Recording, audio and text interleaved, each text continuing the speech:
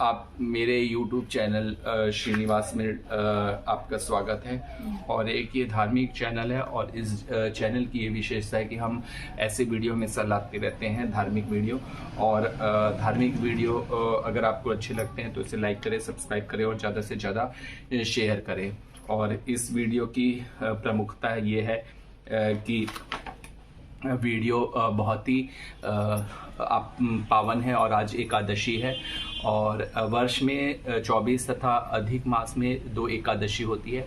कुल 26 एकादशी होते हैं। इनके नाम है उत्पन्ना, मोक्षदा, सफला, पुत्रदा, षटतिला, जया, विजया, आमलकी। और आज जैसे कि आमलकी एकादशी है, पापमोचनी का कामदा, वरुथनी, मोहिनी, अपरा, निर्जला, योगिनी, देवशयनी, पवित्रा, पुत्रदा, अजा, परिवर्तनी, इंद्रा, पापा, कुंशा, रमा और देवोत्थानी। इन 24 नामों के अधिक मास में पद्मिनी और परमा ये 2 एकादशी होती हैं। ये नामों से फल देती है।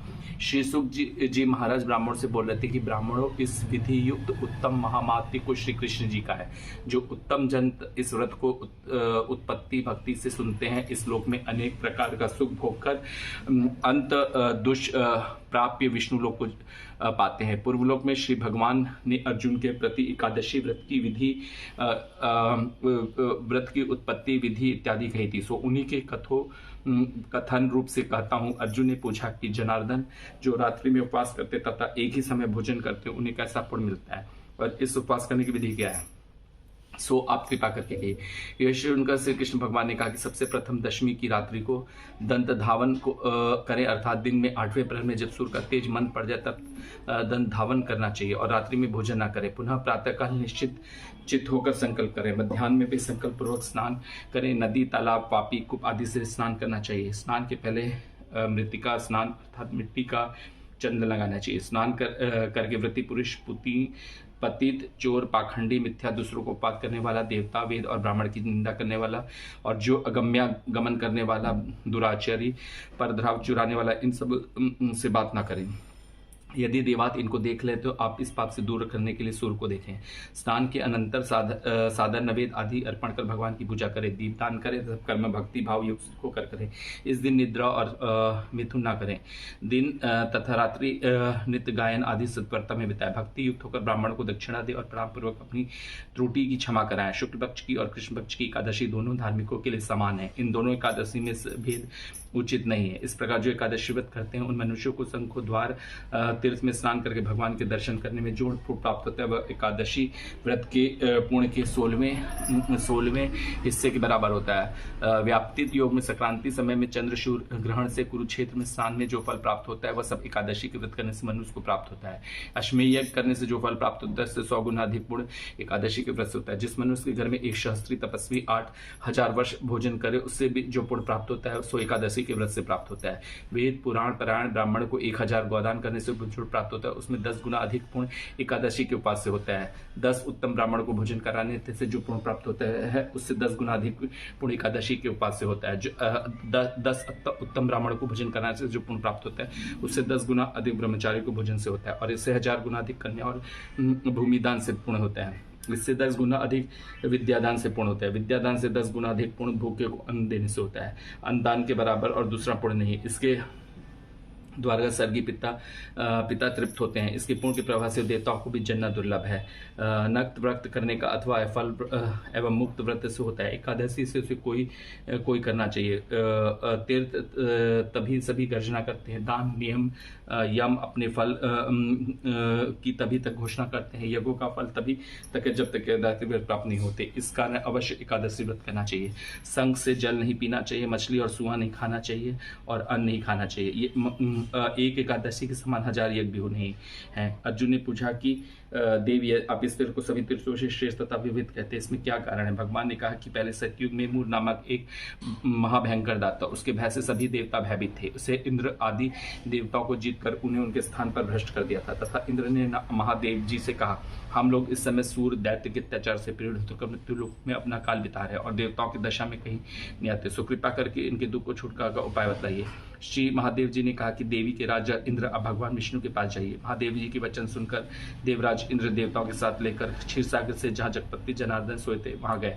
भगवान को सोए हुए देखकर इंद्र ने हाथ जोड़कर उनकी स्तुति की। हे देवताओं के देव, हे देव पूजित, आपको नमस्कार है। दैत्यों के नाशक मधुसूदन, हे पुंडरीकाक्ष, आप सब लोगों की रक्षा करें। जगन्नाथ, दैत्यों से डरकर सब देवता मेरे साथ आपकी शरण में आए हैं। आप हम लोगों की रक्षा करें। आप इस जगत में मातृ स्वरूप हैं। आप पिता हैं, आप इस जगत के स्थिति करता है, उत्पत्ति करता है और संहार करते हैं। आप देवताओं के सहायक हैं तथा उन्हें सुख देने वाले हैं। आप पृथ्वी के, आकाश हैं और संसार के प्राणियों से पारक हैं। आप ही संसार हैं तथा संपूर्ण त्रैलोक की रक्षा करने वाले हैं। आप ही सूर्य, चंद्र, अग्नि, द्रव्य, हव्य, मंत्र, तंत्र, यजमान, यज्ञ और समस्त कर्मफल भोक्ता ईश्वर भी है। इससे संपूर्ण जगत में ऐसा कोई स्थान है जो आप ना हो। हे शरण गाता आया छू के रक्षक, हे देव भगवान, आप सब लोगों की रक्षा करें। इस समय दानवों ने देवताओं से जीत लिया है और उन्हें स्वर्ग से निकाल दिया। अब देवता लोग अपने स्वान को छोड़कर भूमि में मारे मारे फिरते हैं। आप ही उनके रक्षक हैं। इस प्रकार इंद्र के वचनों को सुनकर भगवान बोले कि ये कौन दैत्य है जिसने देवों को जीता है? वो कहाँ रहता है? उसका नाम क्या है तथा उसका बल क्या है? हे इंद्र, सब विस्तार पूर्वक कहिए। तथा भय छोड़कर ये सुनकर कहने के लगे, हे देव, पहले एक बड़ा नारी जंग नामक दैत्य था जिसकी उत्पत्ति ब्रह्मा वंश में थी और वो अपने बल से द्रवित होकर देवता को सर्वदा पीड़ित करता था। उसी का पुत्र मरुद दैत्य है जिसकी राजधानी का नाम चंद्रावती है। वह नगरी अति सुंदर है। यह दैत्य अपने प्रमुख वीर से संपूर्ण विश्व को जीतकर और देवताओं को देवलोक से निकालकर इंद्र, अग्नि, यम, वरुण और चंद्रमा आदि लोकपाल स्वयं बन बैठा है। स्वयं सूर्य बनकर जगत को तप कर रहा है। स्वयं पर्याय में एक बन जाता है। इस कारण अब देवताओं के लिए दुर्मनीय दानव को मारकर देवताओं को विजयी बनाया है। श्री भगवान इंद्र से उसका अत्याचार सुनकर अत्यंत क्रुद्ध हुए तथा इंद्र को संबोधन कर बोले, हे देवेंद्र, अब मैं लोगों को शत्रु भय से शीघ्र ही निर्मूल करूंगा और हे बलशाली देवो, आप सब लोग मिलकर इस गंजांतरीपुरी को जाओ। यह कर भगवान श्री भगवान भी देवताओं के पीछे ही चंद्रवाती को गए। वहां जाकर देखा कि दैत्याधिप मुरु अनेक दैत्यों से परिवेष्टित होकर संग्राम भूमि में गरज रहा है। युद्ध आरंभ होने पर असंख्य सहस्त्र दानव देव अस्त्र से सुयोजित होकर लड़ने लगे और अंत में देवता लोग दानों से लड़कर सब तब दैत्यों ने देखा कि हे ऋषि केश, भगवान रणभूमि में उपस्थित है, जिन्हें देन को उनके दैत्य अस्त्र से उस पर टूट पड़ते। जब भगवान ने देखा कि देवता भाग गए तथा शंख चक्र गदाधारी भगवान अस्त्र से राक्षसों को विद्ध करने लगे और उन सूर्य समान अस्त्रों से विद्ध कर अनेक दानव इस लोक से चिरकाल के प्रशस्थित हुए, परंतु दैत्यादि भी निश्चल भाव से युद्ध करता रहा। भगवान जिन जिन अस्त्रों का प्रयोग कर उस पर करे वे से उसके तेज से कुंठित होकर पुष्प के समान उसके अंगों में मालूम पड़ते थे। अनेक शस्त्रों का प्रयोग करने पर भी जब भगवान उसको ना जीत सके तथा क्रोध होकर परिरह तुल्य बाहुओं के से मल युद्ध करने लगे। देवताओं के 1000 वर्ष भगवान ने उससे युद्ध किया परंतु वह नहीं हारा। तब भगवान शांत होकर विश्राम करने की इच्छा से बद्री का आश्रम चले गए। वहाँ 48 को उसकी लंबाई से विस्तृत और एक द्वार युक्त हेमवती नामक गुफा से में शयन करने के अर्थ भगवान ने प्रवेश किया। हे धनंजय, मैं उस गुफा में सोया था। वह दानव भी मेरे पीछे पीछे उस गुफा में चलाया और मुझे सोते देखकर मारने के लिए उद्यत हुआ। वह समझता था कि आज से दानवों को चीर शत्रु उसको मारकर उन्हें निष्ठ कष्टक बनाओ। उसी समय मेरे शरीर पर अत्यंत सुंदरी देव अस्त्रीय एक कन्या उत्पन्न होकर दानवराज के सम्मुख युद्ध के लिए उपस्थित हुई है। दानवेंद्र उससे युद्ध करने लगा और युद्ध में उसकी निपुणता देखकर सोचने लगा कि इस रूप स्त्री को किसने बनाया। उसके बाण गजों के समान है। पुनः उन दोनों के घमासान युद्ध रमा। एक मुहूर्त में ही कन्या के ने दानवराज के शस्त्र को काटकर उसे रक्तहीन कर दिया। वह दानव विरत और निशस्त्र होकर आक्रमण करने के लिए दौड़ा परंतु भगवान ने उसे मुष्टिक मारकर जमीन पर गिरा दिया। पुनः उठकर कन्या को मारने की इच्छा से वह दौड़ा। उसे आते देख भरपति ने उसका सर धड़ से अलग करके उसे यमलोक को भेज दिया और उसके साथी भयभीत होकर पाताल ले चले थे। भगवान उठे और सामने हाथ जोड़कर खड़ी उस कन्या को देखकर परम प्रसन्न हुए और बोले कि संपूर्ण देव, गंधर्व, नाग लोक के सभी को जीतने वाली इस दुष्टानों को रण में किसने मारा है, जिसके पैसे मैंने स्कंदरा का आश्रय लिया था। सो किसने कृपा करी मेरी रक्षा की। कन्या से उत्तर दिया कि हे प्रभु, आपको स्वेदक करिए, आपको मानना चाहता था कि आपके अंश में उत्पन्न हुई मैंने उस दानव को संहार करके देवताओं को निर्भय किया है।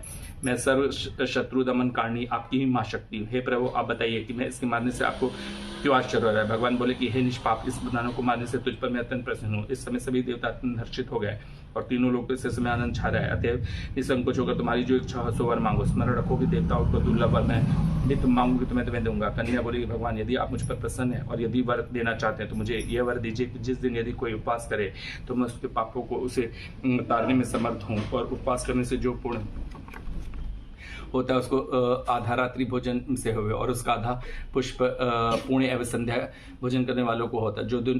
जो मेरे जितेंद्र को भक्ति युक्त होकर उपवास करे सो विष्णु धाम को प्राप्त होवे और अनेक कोटि वर्ष तक यह अनंत सुख भोग करे। भगवान यदि आप प्रसन्न है तो वही वर दीजिए। ये सुनकर भगवान बोले कि हे कल्याणी, जो तुम कहती वह सत्य होवे, जो हमारे और आपके भक्त हैं उसकी कीर्ति जगत में प्रसिद्ध होगी तथा वे मेरे समीप पाप से वे मेरी उत्तम शक्ति तुम एकादशी तिथि को उत्पन्न हुई हो, इस कारण तुम्हारा नाम भी एकादशी ही हो गया है। एकादशी उपवास करने वाले के संपूर्ण पापों को दूर कर मैं उन्हें उत्तम अद्गति देगा। विशेषकर तृतीया, अष्टमी, चतुर्थी, एकादशी व तिथियों को मुझे अत्यंत प्रिय है। हे पार्थ, सब तीर्थों से, सब दानों से, सब व्रतों से अधिक पूर्ण एकादशी तिथि है। विष्णु भगवान जितना वर देकर वही अंतर्दान हो गया और एकादशी तिथि भी वर पाकर परम संतुष्ट हर्षित हुई।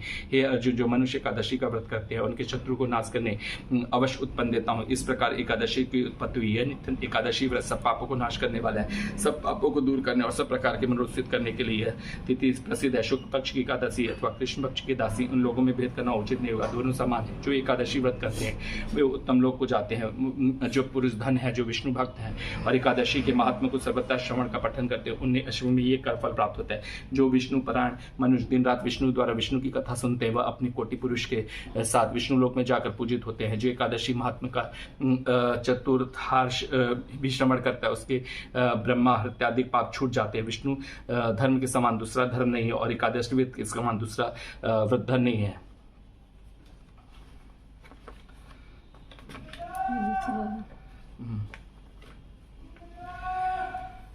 और आपने ये एकादशी का व्रत का महत्व सुना, तो आप सभी से है कि एकादशी के व्रत का करें और अपने सभी पापों को दूर करें और विष्णुमय हो जाए और सनातन धर्म की जय है। सनातन धर्म से बड़ा धर्म कोई नहीं है।